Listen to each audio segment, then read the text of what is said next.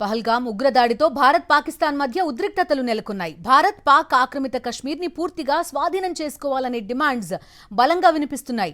ఈ నేపథ్యంలో పీఓకే యంత్రాంగం అప్రమత్తమైంది. 2 నెలలకు సరిపడా ఆహారాన్ని నిల్వ చేసుకోవాలని వాస్తవాధీన రేఖకు సమీపంలో ఉన్న 13 నియోజకవర్గాల ప్రజలకు సూచనలు చేసింది. పీఓకే ప్రధాని చౌదరి అన్వరుల్ హక్ స్థానిక అసెంబ్లీలో ఈ విషయాన్ని వెల్లడించారు. అలాగే స్థానిక ప్రభుత్వం 100 కోట్లతో ఎమర్జెన్సీ ఫండ్ ఏర్పాటు చేసింది. ఆహారం, ఔషధాలు, ఇతర కనీస అవసరాల సరఫరాకు ఎలాంటి ఆటంకం కలగకుండా చూసుకునేందుకు ఈ మొత్తాన్ని కేటాయించినట్టుగా అన్వర్ ఉల్ హక్ తెలిపారు.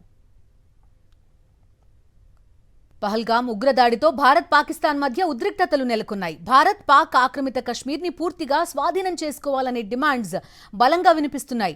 ఈ నేపథ్యంలో పీఓకే యంత్రాంగం అప్రమత్తమైంది. 2 నెలలకు సరిపడా ఆహారాన్ని నిల్వ చేసుకోవాలని వాస్తవాధీన రేఖకు సమీపంలో ఉన్న 13 నియోజకవర్గాల ప్రజలకు సూచనలు చేసింది. పీఓకే ప్రధాని చౌదరి అన్వరుల్ హక్ స్థానిక అసెంబ్లీలో ఈ విషయాన్ని వెల్లడించారు. అలాగే స్థానిక ప్రభుత్వం 100 కోట్లతో ఎమర్జెన్సీ ఫండ్ ఏర్పాటు చేసింది. ఆహారం, ఔషధాలు, ఇతర కనీస అవసరాల సరఫరాకు ఎలాంటి ఆటంకం కలగకుండా చూసుకునేందుకు ఈ మొత్తాన్ని కేటాయించినట్టుగా అన్వర్ ఉల్ హక్ తెలిపారు.